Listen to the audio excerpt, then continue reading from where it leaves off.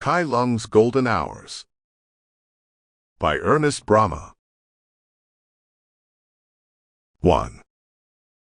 The encountering of six within a wood. Only at one point along the straight earth road leading from Lu Chao to Yuping was there any shade, a wood of stunted growth, and here Kai Lung cast himself down in refuge from the noontide sun and slept. When he woke it was with the sound of discreet laughter trickling through his dreams. He sat up and looked around.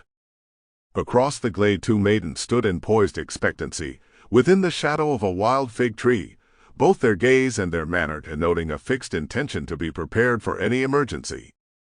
Not being desirous that this should tend towards their abrupt departure, Kai Lung rose guardedly to his feet, with many gestures of polite reassurance, and having bowed several times to indicate his pacific nature, he stood in an attitude of deferential admiration. At this display the elder, and less attractive of the maidens fled, uttering loud and continuous cries of apprehension in order to conceal the direction of her flight. The other remained, however, and even moved a few steps nearer to Kai Lung, as though encouraged by his appearance, so that he was able to regard her varying details more appreciably. As she advanced she plucked a red blossom from a thorny bush, and from time to time she shortened the broken stalk between her jade teeth. "Courteous loiterer," she said, in a very pearl-like voice when they had thus regarded one another for a few beats of time, "what is your honorable name, and who are you who tarry here, journeying neither to the east nor to the west?"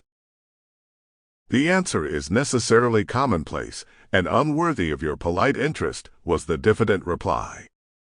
"My unbecoming name is Kai, to which has been added that of Lung. By profession, I am an incapable relater of imagined tales, and to this end I spread my mat wherever my uplifted voice can entice together a company to listen. Should my feeble efforts be deemed worthy of reward, those who stand around may perchance contribute to my scanty store, but sometimes this is judged superfluous. For this cause I now turn my expectant feet from Lu Chao towards the untried city of Yuping, but the undiminished Li stretching relentlessly before me, I sought beneath these trees a refuge from the noontide sun."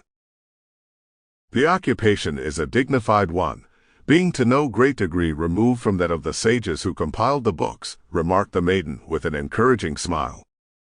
"Are there many stories known to your retentive mind?" "In one form or another, all that exist are within my mental grasp," admitted Kai Lung modestly. "Thus equipped, there is no arising emergency for which I am unprepared." "There are." Sample complete. Ready to continue?